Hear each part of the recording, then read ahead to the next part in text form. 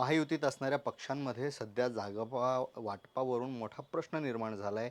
मोठी रस्सीखेच यासाठी चालू आहे असं दिसतंय, कारण जागा वाटपाच्या ज्या बातम्या, आकडेवारी आणि वेगवेगळे फॉर्म्युले पुढे येत आहेत, त्यातून कुठंतरी महायुतीत संघर्ष होऊ शकतो का असंही मोठं चित्र पुढे येत आहे. कारण शिवसेना गोटात म्हणजे शिंदे गटात संतापाचं एक वेगळं वातावरण पाहायला मिळतं, एक चित्र पाहायला मिळते. त्यामुळं काही नेते असे असू शकतात, त्यांना सोबत गेल्या निवडणुकीत जे घडलं होतं तेच आता कुठंतरी त्यांच्यासोबतही घडतंय का असा प्रश्न निर्माण होतोय. कारण भाजपा आता जागा देऊ पाहत नाही, जिथं शिवसेना जिंकलेली तिथेही जागा देत नाही, संधी देत नाही, असं एक चित्र समोर येत असल्यानं एक कुठंतरी संभ्रमाचं वातावरण निर्माण झालंय. त्यामुळं निश्चितच जे इच्छुक उमेदवार आहेत त्यांना निश्चितच याचा फटका बसतोय आणि कुठंतरी भाजपा आपला डाव साधतीये आणि आपल्यासारख्या पक्षांना किंवा छोट्या पक्षांना गिळून पाहते का असंही एक मोठं वक्तव्य मध्यंतरी अनेकांनी केलं. त्यात बच्चू कडूही होते, त्यानंतर रामदास कदम होते. आता या संदर्भात जर सगळं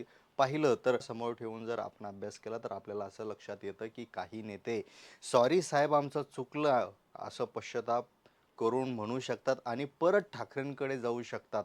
आता त्यांपैकी कोणते नेते आहेत ते पाहूया. नमस्कार, मी सूरजकुमार उषाबाई सुधाकर, आपण पाहतात बोल बिनधास्त.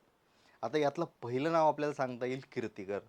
म्हणजे भाजपाला 32, शिवसेनेला 12, तर अजित पवार गटाला फक्त 4 जागा मिळणार असल्याचं समोर आलं होतं. याबाबत कीर्तिकर यांना जर विचारणा केली तर त्यांनी आपलं मत सांगितलं होतं. एक नाराजी व्यक्त केली होती की आम्ही काही भाजपाच्या दावणीला बांधलेलं नाही आहे, असं मोठं वक्तव्य त्यांनी केलं होतं. जागा वाटपाचा प्रश्न नेमका कुठून आला हे आम्हाला कळलं नाही, आमच्याशी कोणतंही चर्चा झाली नाही, आम्हाला विचारात घेण्यात आलं नाही, आम्हाला हे सूत्र मान्य नाही, असे अनेक वक्तव्य त्यांनी त्यावेळी केले होते. कारण 2019मध्ये 22 जागा ते लढले होते आणि त्यापैकी 4 ठिकाणी ते हरले होते.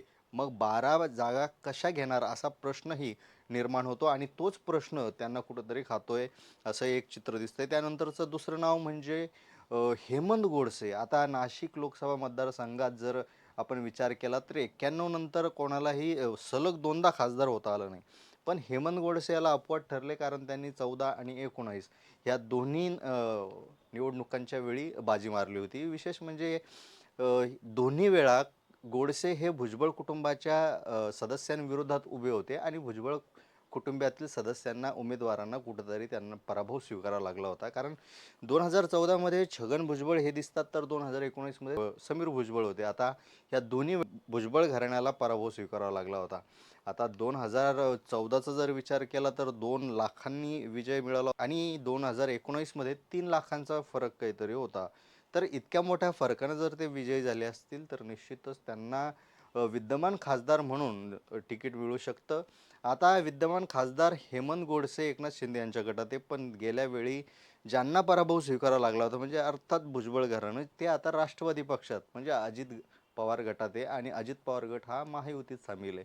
त्यामुळे साहजिकच या दोन्ही जागेवर अजित पवार गट म्हणजे राष्ट्रवादी आणि शिंदे गट म्हणजे शिवसेना हे दोघंही दावा सांगणार आहे. मग आता नेमकी ही जागा कोणाला जाणार हा एक मोठा मुद्दा उपस्थित होतोय आणि त्यामुळं कुठंतरी यातला कोणीतरी एक जण ठाकरे गटात जाऊ शकतो अशी चर्चा आहे. विशेष करून जे आताचे विद्यमान खासदार आहेत तेच परत जाऊ शकतात अशी एक चर्चा आहे. त्यानंतरचं नाव म्हणजे रामदास कदम. आता रामदास कदम यांचं जर पाहिलं तर त्याचा प्रयत्न कुठेतरी भाजपा करू शकतं असं एक चित्र दिसतंय. त्यानंतर मार्ग काढण्यासाठी सुरुवातीला त्यांनी स्वाभिमानी पक्षाच्या शेट्टी यांना गळ घातली होती, पण त्याचा काही फायदा झाला नाही. शेट्टी स्वतंत्र लढणार आहे म्हणून त्यांना कोरे यांच्याकडे जावं लागलं. आता धैर्यशील माने यांना वगळून जर कोरे यांच्याकडे जर ते जात असतील तर निश्चितच धैर्यशील माने मूळचे शिवसैनिक असल्यामुळे कुठंतरी ते परत जाऊ शकतात ठाकरे साहेबांना, ते पुन्हा गळ घालू शकतात असंही बोललं जातं. त्यानंतर म्हणजे भावना गवळी. आता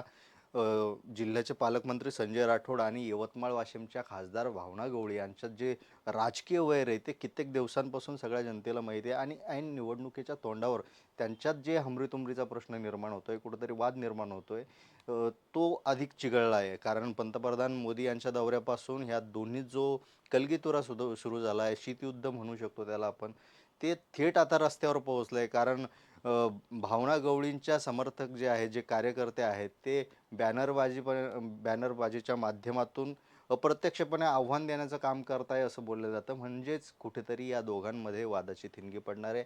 अशामध्ये संजय यांना लोकसभेचं तिकीट देण्याची चर्चा आहे. असं जर झालं तर निश्चितच भावना गवळी या परत येऊ शकतात. त्यानंतर आहेत सदाशिव लोखंडे. 2014 साली मोदी लाट होती. मोदी लाटेत खासदार सदाशिव लोखंडे यांनी केवळ 17 दिवसात खासदार होण्याचा विक्रम केला होता. आता शिवसेनेला रामराम करत भाऊसाहेब वाकचौरे यांनी काँग्रेसमध्ये प्रवेश केला. त्यामुळे शिवसेनेने नाशिकच्या बबनराव घोलप यांना तिकीट दिलं होतं. मात्र कायदेशीर अडचणीमुळे घोलप यांना उमेदवारी घेता आली नाही. तेव्हा ऐनवेळी शिवसेनेकडून सदाशिव लोखंडे यांना उमेदवारी देण्यात आली आणि मोदी लाट असूनही केवळ 17 दिवसात ते निवडून आले होते. काँग्रेसच्या तिकिटावर लढणाऱ्या वाकचौरे यांचा पराभव केला होता. 2019 साली लोखंडे यांनी काँग्रेसच्या भाऊसाहेब कांबळे यांचाही दुसऱ्यांदा पराभव केला होता आणि दुसऱ्यांदा लोकसभा गाठली. पण वर्तमानात लोखंडे हे शिवसेना शिंदे गटात आहेत. आता मतदारसंघात शिवसेनेची ताकद आहे, त्यामुळे ते प्रबळ दावेदार मानले जात असले तरी रामदास आठवले या जागेसाठी आग्रही आहे. आता कुठेतरी युती धर्म म्हणा किंवा एक तरी जागा दलित नेत्याकडे गेली पाहिजे आणि जनतेचा विश्वास घेतला गेला पाहिजे, दलित मतं आपल्याकडे आली पाहिजेत, या हेतूने रामदास आठवले यांना इथली जागा जाऊ शकते. त्यामुळं तसं जर झालं तर अर्थातच ते परत येतील. पण ते परत गेल्यावर ठाकरे त्यांना घेतील का, हा एक मोठा प्रश्न आहे. कारण वाकचौरे देखील तिथं महत्त्वाची भूमिका निभावताना दिसतात.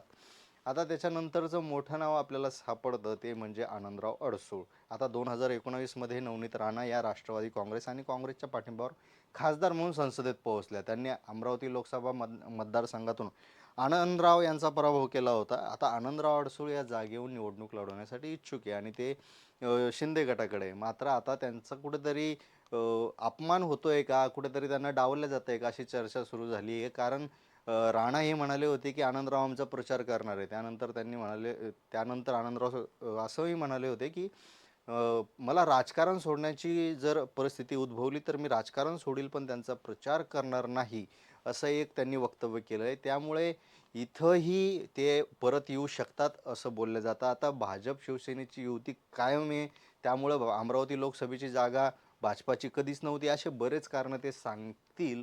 पण आता शर्ते शेवटी निर्णय काय घ्यायचा हे महायुती ठरवणार आहे. इथंही काही नावं आहेत जे अजून पुढे आलेले नाही, पण त्यातूनही काही नावं असे असू शकतात जे की ठाकरे यांच्याकडे परत जाऊ शकतील. आपल्याला काय वाटतं, हे सगळे लोक परत त्यांच्याकडे जातील का, पहिलेचा भगवा हातात घेतील का आणि पुन्हा वेगळ्या अंगानं निवडणूक लढवतील का? आपल्याला काय वाटतं कमेंटमध्ये नक्की सांगा.